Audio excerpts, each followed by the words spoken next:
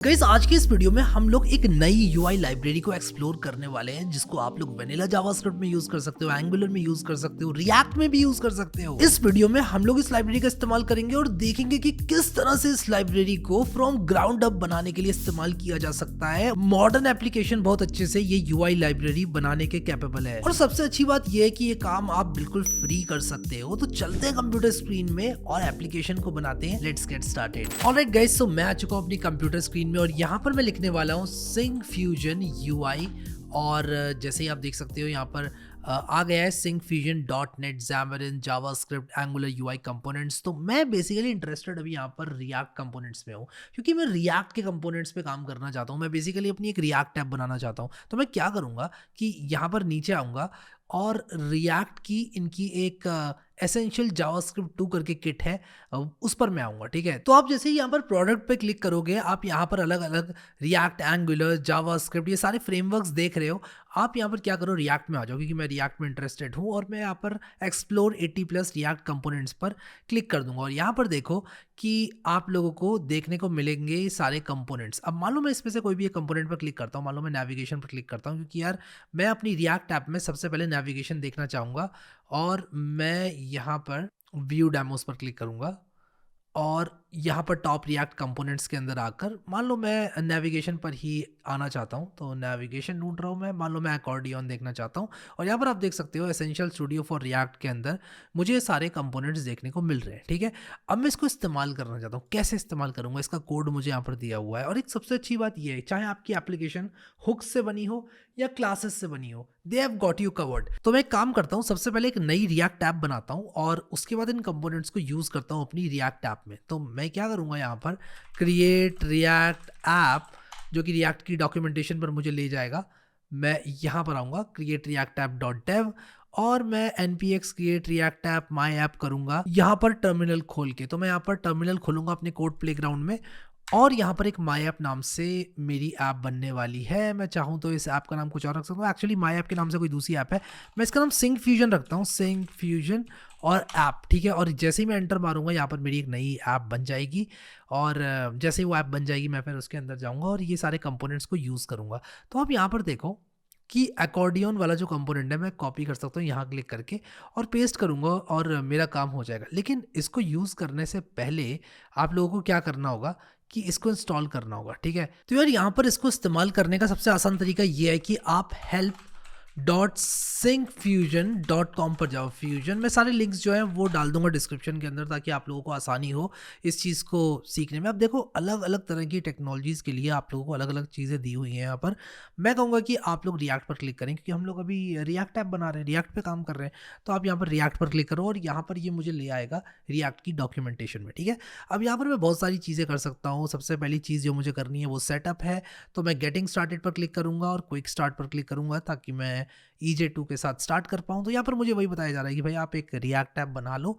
React app बनाने के बाद आपने क्या करना है कि इसको इंस्टॉल करना है। तो मैं ये कमांड कॉपी करूँगा और यहाँ पर मैं इंस्टॉल कर लूँगा। तो अभी मेरी जो ऐप है वो बन चुकी है एक्चुअली। तो मैं एक काम करता हूँ, cd syncfusion ऐप करता हूँ, कोड डॉट करता हूँ ताकि VS कोड में ये खुल जाए और एक टर्मिनल खोल लेता हूँ। यहाँ पर टर्मिनल खोल लेते हैं और Ctrl+V करके हम लोग इसको इंस्टॉल करते हैं। तो बेसिकली ये पैकेज जो है वो इंस्टॉल हो जाएगा और एक बार ये पैकेज इंस्टॉल हो गया तो आप लोगों को इसके CSS स्टाइल्स को इंपोर्ट करना है और उसके बाद आप लोगों को कंपोनेंट्स को इंपोर्ट करके अपना काम चलाना है। ठीक है, तो यहाँ पर मैं क्या करता हूँ, इसके जो स्टाइल्स हैं अपनी src/app.css जो होती है हमारी रिएक्ट में उसमें मैं डाल लेता हूँ।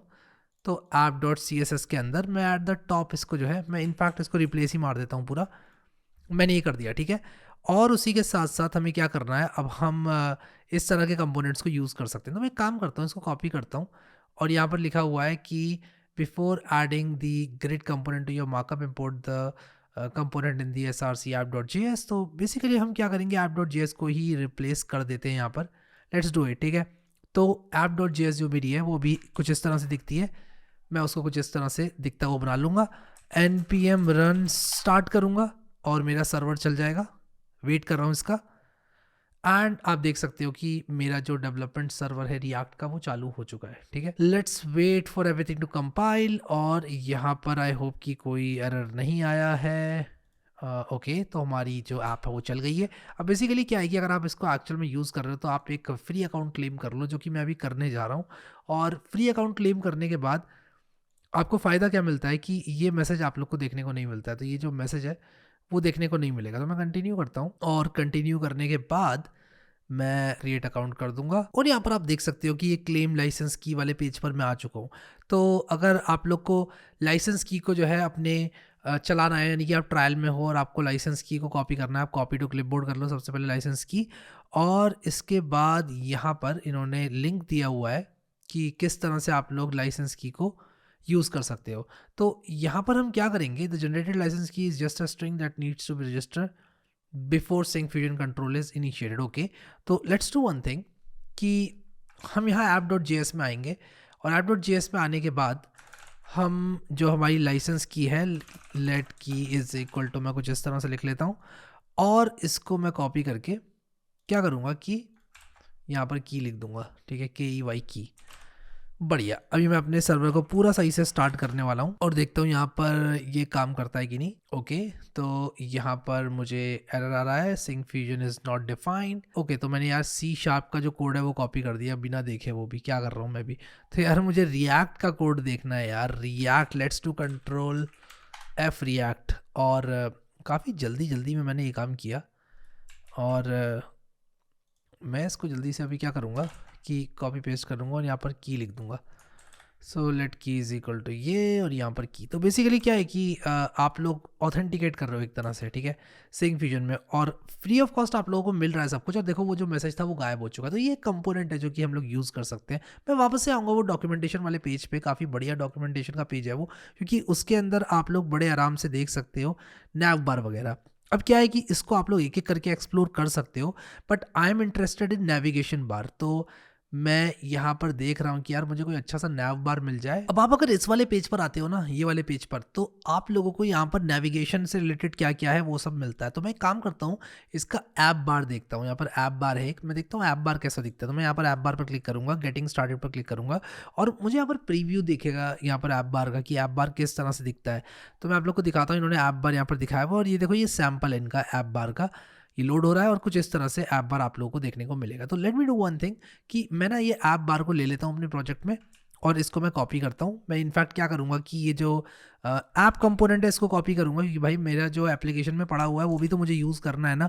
तो मैं रिप्लेस तो नहीं करूँगा पूरा इस बार, और ये डिव मैं पूरा Ctrl+C करूँगा और इस डिव को यहाँ पर एट द टॉप में लगा दूंगा। ठीक है, तो ये जो ग्रिड कंपोनेंट है इससे पहले मैं लगा दूंगा और मैं यहाँ पर क्या करूँगा, एक रिएक्ट फ्रैगमेंट बना लूँगा और ये फ्रैगमेंट की जो एंडिंग है मेरी, इसको मैं यहाँ पर Ctrl+X करके कुछ ऐसा कर लेता हूँ and yes we are good. और यहाँ पर एक एरर आ गया, क्यों भाई एरर क्यों आया, लेट मी सी क्या एरर है ये, Syncfusion EJ2 buttons not defined. So यार यहाँ पर मुझे ये दोनों इंस्टॉल करने पड़ेंगे। तो मैं काम करता हूँ, जल्दी से अपने सर्वर को स्टॉप करता हूँ और ये जो एडिशनल डिपेंडेंसीज हैं इनको इंस्टॉल करता हूँ। तो बेसिकली सारी की सारी चीज़ें एक पैकेज के अंदर नहीं है, क्योंकि आपकी एप्लीकेशन ब्लोट हो जाती है अगर आप लोग यूज़ नहीं करते हो किसी भी एक चीज़ को। यहाँ पर मैंने ये दोनों कमांड्स जो हैं वो रन कर लिए हैं और जैसे ही ये इंस्टॉल हो जाएगा मैं अपने सर्वर को वापस चलाऊँगा और दिस शुड वर्क। ठीक है, तो वेट करता हूँ मैं, और जैसे ही मैं यहाँ पर इसको चलाऊंगा npm run start को, मेरी एप्लीकेशन जो है वो काम करने लग जाएगी। सो बेसिकली क्या है कि मैंने एक ऐप बार बना दिया, ऐप बार के नीचे मैंने ग्रिड बना दी, ग्रिड के बाद मैं और भी बहुत सारी चीज़ें हैं वो कर सकता हूँ। जैसे आप देखो यहाँ पर मेरा रिएक्ट का ऐप बार है वो यहाँ पर दिख रहा है मुझे। अब मैं चाहूँ तो ये जो मेरा हैमबर्गर वगैरह है इसको मैं फंक्शनल बना सकता हूँ। बहुत सारी चीज़ें जो मैं कर सकता हूँ एक एक करके, कंपोनेंट बाय कंपोनेंट मैं इसको पूरा बिल्ड कर सकता हूँ। यहाँ पर इनका मेन्यू बार और साइड बार भी है जो कि आप यूज़ कर सकते हो। तो इसका डेमो आप लोग देख सकते हो मेन्यू बार कैसा दिखता है। तो मेन्यू बार को मैं आप लोग को दिखाता हूँ, कुछ इस तरह से आपका मेन्यू बार दिखता है। तो इस तरह का यूज़ के समय कई बार चाहिए होता है और आप क्या कर सकते हो, सिंपली सोर्स पे आओ, क्लासेस में आपकी एप्लीकेशन बनी है क्लासेस का यूज़ कर लो, हुक्स में बनी है हुक्स का यूज़ कर लो और आप लोग जो है इसको यूज़ कर सकते हो। और ये जो मेन्यू आइटम्स हैं ये क्या करते हैं, ये बताते हैं कि क्या क्या चीज़ें आपकी यहाँ पर आने वाली है। तो आप अपने हिसाब से मेन्यू आइटम्स चूज़ करो, इस ऑब्जेक्ट को अपडेट करो एंड आपका काम हो जाएगा। ठीक है, तो एक वेरिएबल के अंदर सब कुछ है जो कि काफ़ी कन्वीनियंट है। और इस तरह की चीज़ तो काफ़ी बनानी पड़ती है यार। देखो ये सारी चीज़ें अगर कोलैप्सिबल आप लोग खुद से बनाने के लिए बैठ गए देन आप लोग को टाइम तो लगेगा यार। और अगर आप लोगों ने यहाँ से सिंक फ्यूजन से स्टार्ट किया तो आपका ये स्टार्ट है, अब आप यहाँ से आगे अपनी एप्लीकेशन को बिल्ड कर सकते हो। सो या कुछ इस तरह की चीज़ें आपको सिंक फ्यूजन जो है वो दिखाता है। आप इसके सारे कंपोनेंट्स को एक-एक करके एक्सप्लोर कर सकते हो। और जैसे कि यहाँ पर टाइम पिकर है, टाइम पिकर इनका काफ़ी अच्छा है। मॉडर्न एप्लीकेशन दिखती है आपकी एप्लीकेशन अगर आप लोग इससे बनाते हो तो। और क्विकली काम हो जाता है, सबसे बड़ी चीज़। देखो ये चीज़ अगर आपने इंटीग्रेट करनी है तो आपने कुछ नहीं करना है, आपने बस यहाँ पर टाइम पिकर को कॉपी करना है, इसका इम्पोर्ट को कॉपी करना है। मैं यहाँ पर आता हूँ अपनी एप्लीकेशन में, तो टाइम पिकर को मैं यहाँ पर इंपोर्ट करूँगा। ऊप्स, मैंने कॉपी नहीं किया लुक्स लाइक। मैं इसको कॉपी कर लेता हूँ, मैंने कॉपी किया था आई गेस, पता नहीं, may be my keyboard is not working properly. Copy क्यों नहीं हो रहा है भाई, कॉपी हो जाओ। तो मैं पूरा ही कॉपी करता हूँ और यहाँ से मैं एक एक करके उठाना शुरू करता हूँ।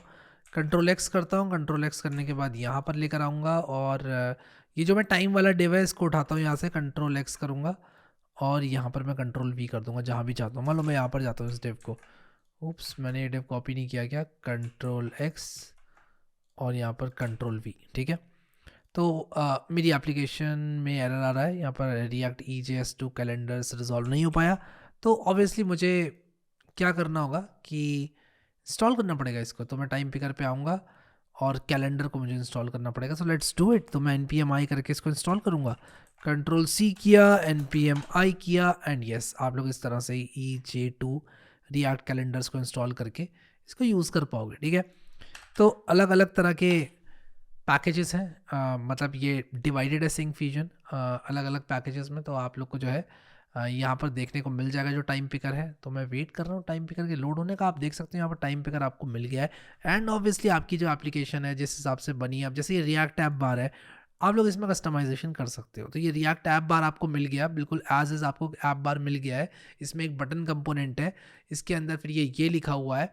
अब मान लो कि यहाँ पर मैं बटन कंपोनेंट है, इसमें कुछ भी डालता हूँ। मान लो मैं लिख देता हूँ यहाँ पर हे, तो यहाँ पर जैसे कि मैंने हे लिखा, मैं ऑब्वियसली इसको यहाँ पर हे नहीं लिखना चाहूँगा। मान लो मैं यहाँ पर एक एप्लीकेशन बना रहा हूँ और वो एप्लीकेशन जो मेरी है वो मान लो एक फूड ऑर्डरिंग एप्लीकेशन है, ठीक है। और मैं यहाँ पर जो टेक्स्ट वगैरह इसका चेंज करना चाहता हूँ, मैं यहाँ पर लिखना चाहता हूँ लॉगिन मान लो, और मैं यहाँ पर मान लो और बटन कंपोनेंट्स यूज़ करना चाहता हूँ तो मैं और कंपोनेंट्स भी यूज़ कर सकता हूँ। अब आप यहाँ देख सकते हो लॉगिन मैंने लिख दिया है। मान लो मैं एक और कंपोनेंट यहाँ पर बनाना चाहता हूँ, बटन कंपोनेंट, मैं यहाँ पर लिख सकता हूँ साइन अप।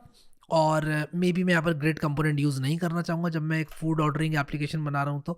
तो कुल मिलाकर यहाँ से आप बिल्ड करना स्टार्ट कर सकते हो एप्लीकेशन को। बहुत सारे कंपोनेंट है, अगर आपको आइडिया नहीं भी आ रहा है ना अपनी एप्लीकेशन का कि यार मैं क्या इंक्लूड करूँ अपनी एप्लीकेशन में, तो आप आ जाओ यहाँ पर। ये जो इनकी डॉक्यूमेंटेशन है, ये वाला पेज नहीं, ये वाला पेज जहाँ पर हमें कंपोनेंट्स बताए जाते हैं कि कौन कौन से इसमें है, ये रहा वो पेज। और यहाँ पर मान लो मैं बनाना चाहता हूँ बहुत सारी चीज़ें जो कि मैं बनाना चाह सकता हूँ, डेटा विजुअलाइजेशन करवाना चाह सकता हूँ मैं। अब एक यहाँ पर मैं फाइल व्यूअर्स, एडिटर्स, इसका डेमो दिखाना चाहता हूँ कि ये जो है ना वो बहुत ज़्यादा इंपॉर्टेंट है। तो मैं क्या करूँगा, यहाँ पर डॉक्यूमेंटेशन में आऊँगा और मैं आप लोगों को दिखाता हूँ कि किस तरह से आप लोग जो फाइल व्यूअर है या फिर आपका जो PDF व्यूअर है वो आप लोग यूज़ कर सकते हो। फाइल अपलोड वगैरह तो होता ही है इसमें, मैं PDF व्यूअर आप लोगों को दिखाना चाहता हूँ। तो PDF कहाँ गया, ये है फाइल मैनेजर। फाइल मैनेजर भी है इसमें जो कि काफ़ी कमाल की चीज़ है। कुछ इस तरह से आपका फाइल मैनेजर दिखता है, मतलब UI आपको मिलता है इसका फाइल मैनेजर का। कोई ऐसी फंक्शनैलिटी नहीं है कि आप यूज़र की फाइल्स वगैरह रीड कर सकते हो, ऐसा कुछ नहीं है।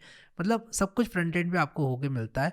मैं यहाँ पर PDF ढूंढ रहा हूँ, कहाँ गई PDF, ये रहा हमारा PDF व्यूअर। कमाल का UI है यार, मतलब ये चीज़ आप पूरा एम्बेड कर सकते हो। ज़रा सोचो कि आप अलग से लाइब्रेरी इंस्टॉल करके कर रहे हो ये सब चीज़ें, फाइल मैनेजर अलग से, ये अलग से, आप एक लाइब्रेरी इंस्टॉल करो, ब्लोट कम रखो एप्लीकेशन के अंदर, प्लस जो कंट्रोल है आपके हाथ में वो भी बरकरार रहता है। सबसे अच्छी बात ये है। तो क्या करेंगे, इसके सोर्स पे जाएंगे और यहाँ पर हम क्या करेंगे कि इसको हम इंपोर्ट करेंगे। पूरा जो जो चीज़ें यहाँ पर लिखी हुई हैं उसको इंपोर्ट करेंगे, कंट्रोल C करेंगे सबसे पहले। और यहाँ पर मैं क्या करने वाला हूँ कि जो जो चीज़ें हैं उसको हम लोग ऊप्स, यहाँ पर ये कॉपी नहीं हुआ इट सीम्स। तो मैं काम करूँगा ना, ये पूरा ही कॉपी करूँगा और ये पूरा कॉपी करने के बाद यहाँ पर लेकर आऊँगा इसको। और यहाँ पर मैं ये सारी चीज़ें कंट्रोल X करता हूँ, मुझे याद रहेगा मैंने क्या चीज़ रखी है क्या चीज़ नहीं रखी है। और PDF/ जो ये हमारा CSS है ये भी मैं करने वाला हूँ इंपोर्ट। लेकिन मैं यहाँ पर क्या करूँगा कि ये जो हमारा डिव है यहाँ से लेके यहाँ तक, इस डिव को कंट्रोल X करूँगा। उप्स, यहाँ से नहीं, यहाँ से लेके यहाँ तक है डिव हमारा। इसको कंट्रोल एक्स करूँगा और इस डिव को मैं लेकर आने वाला हूँ अपनी एप्लीकेशन में। तो मे बी मैं यहाँ पर इसको रखूँगा, ठीक है। मैं थोड़ी सी स्पेस दे दे रहा हूँ यहाँ पर, और यहाँ पर एंड लिख कर मैं कंट्रोल स्लैश कर देता हूँ ताकि मुझे याद रहे कि मेरा ये कंपोनेंट कहाँ से स्टार्ट और एंड हो रहा है। एंड फाइनली हम लोग ये फंक्शन जो है इसको कंट्रोल एक्स करके फंक्शन को भी ले आते हैं यहाँ पर, ताकि अगर ये फंक्शन यूज़ करना चाहे तो ये फंक्शन भी यूज़ कर लेगा। एंड अगेन हम यहाँ पर लेट व्यूअर भी कर देते हैं, ठीक है। तो लेट व्यूअर भी हम लोग यहाँ पर कर देंगे, तो कंट्रोल एक्स और यहाँ पर लेट व्यूअर भी कर देते हैं रिटर्न से जस्ट पहले। तो रिटर्न से जस्ट पहले हमारा ये लेट व्यूअर है, ठीक है, फंक्शन के अंदर। और यहाँ पर PDF व्यू कंपोनेंट है, इसको मैं ऐसे कर देता हूँ, ठीक है। तो अब हम क्या करने वाले हैं कि अपनी एप्लीकेशन को देखने वाले हैं कि भाई कैसी दिख रही है, एंड ऑब्वियसली ये चीज़ हमें इंस्टॉल करनी पड़ेगी। तो npm i करके इसको सबसे पहले इंस्टॉल करूँगा। मैं यहाँ पर आता हूँ और कंट्रोल C करके मैं टर्मिनल को बंदी कर देता हूँ। हाँ ठीक है, रीस्टार्ट हो गया टर्मिनल मेरा। तो ये है वो पैकेज जो कि हमें इंस्टॉल करना है, npm i, और ये करेंगे। और ये करने के बाद आप देखो कि ये इंस्टॉल होना शुरू हो गया है, और ये जैसे ही इंस्टॉल हो जाएगा मैं दोबारा से अपनी एप्लीकेशन को चलाऊंगा। और इतनी देर में मैं क्या करता हूँ, pdf.component.css जो है वो हम लोग यहाँ पर जो है बना लेते हैं फाइल। तो pdf.component.css and let's npm run start। और यहाँ पर जो pdf.component.css है वो मैंने बना ली है, और यहाँ पर होपफुली PDF हमारी लोड हो जाएगी। Let's wait. तो आप लोग यहाँ पर देख सकते हो कि एक स्टैंड अलोन PDF व्यूअर मुझे मिल गया है, और ये चल इसलिए नहीं रहा है क्योंकि जो मैंने इसकी CSS है वो सही से इंपोर्ट नहीं करी है। तो इसकी CSS को सही से इंपोर्ट करने के लिए मुझे क्या करना पड़ेगा कि यहाँ पर PDF को लेकर आना होगा। इसकी जो हमारी गेटिंग स्टार्टेड पर क्लिक करने के बाद स्टैंड अलोन PDF व्यूअर पे अगर मैं जाऊँ तो यहाँ पर इसका जो स्टाइल्स है वो मैंने अभी तक कॉपी पेस्ट नहीं किया है। तो बेसिकली हमें क्या करना है कि इसको इंस्टॉल करने के बाद हम लोगों को ये cp-r वाला कमांड चलाना है, जो कि विंडोज़ में नहीं चलता है। तो मैं क्या करूँगा, ChatGPT के पास जाऊँगा और मैं कहूँगा कि convert this to Windows command, ठीक है। और ChatGPT मुझे कमांड कन्वर्ट करके दे देगा। तो मैं क्या करूँगा कि इसको कंट्रोल C करके चलाऊँगा, और यहाँ पर ये कह रहा है कि डज ये स्पेसिफाई अ फाइल और डायरेक्टरी, इट्स अ डायरेक्टरी। तो मैंने यहाँ पर D लिखा, तो यहाँ पर क्या हुआ कि कॉपी हो गया, ठीक है। तो मैं npm run start चलाऊँगा दोबारा से, एंड npm run start चलाने के बाद होपफुली ये PDF रीडर यहाँ पर चल जाएगा। एंड ये PDF रीडर यहाँ पर चल चुका है, ठीक है। अब यहाँ पर ये PDF रीडर आप लोगों को देखने को मिल रहा है, और इसको मैं ब्यूटीफाई भी कर देता हूँ CSS ऐड करके। तो मैं यहाँ पर ये सब कॉपी करूँगा, और ये कॉपी करने के बाद यहाँ पर पेस्ट करूँगा। और ये मुझे पेस्ट पता है कहाँ पर करना है, ये मुझे index.js में पेस्ट करना है if I am not wrong. तो ये मुझे assassy/index.css में करना है, index.css में। तो मैं इसको यहाँ पर पेस्ट करूँगा, और इसको जैसे ही मैं यहाँ पर पेस्ट करूँगा दोबारा से बिल्ड हो रही है एप्लीकेशन। एंड यस, अब आप यहाँ पर देख सकते हो जो मेरा जूम है उसको मैं रीसेट कर देता हूँ। एक्चुअली मैं काफ़ी जूम्ड इन काम कर रहा था, इसलिए इतने अच्छे मेरे कंपोनेंट्स दिख भी नहीं रहे थे। But now you can see कि यहाँ पर डाउनलोड, प्रिंट, फिर इसके बाद सारे ऑप्शंस यहाँ पर देखने को मिल जाते हैं। हाँ ऑब्वियसली आप लोग यहाँ पर बहुत सारी चीज़ें जो कि आप कर सकते हो। सो यार that's about Syncfusion library. आप लोग इससे अपने UI कंपोनेंट्स बनाओ, और स्ट्रैटेजिकली एक एक करके अगर आप लोग कंपोनेंट्स को रखोगे और बनाओगे तो आपकी एप्लीकेशन काफ़ी अच्छी बन के आएगी। सो आई होप कि आप लोग को ये वीडियो पसंद आया। बेसिकली आप लोग इस लाइब्रेरी को इस्तेमाल करके अपनी रिएक्ट एप्लीकेशंस को एक स्टार्टिंग पॉइंट दे सकते हैं। काफ़ी अच्छा स्टार्टिंग पॉइंट आपकी रिएक्ट एप्लीकेशंस को मिल सकता है। आप लोगों को ये लाइब्रेरी कैसी लगी मुझे नीचे कमेंट सेक्शन में ज़रूर बताना। Thank you so much guys for watching this video, and I will see you next time.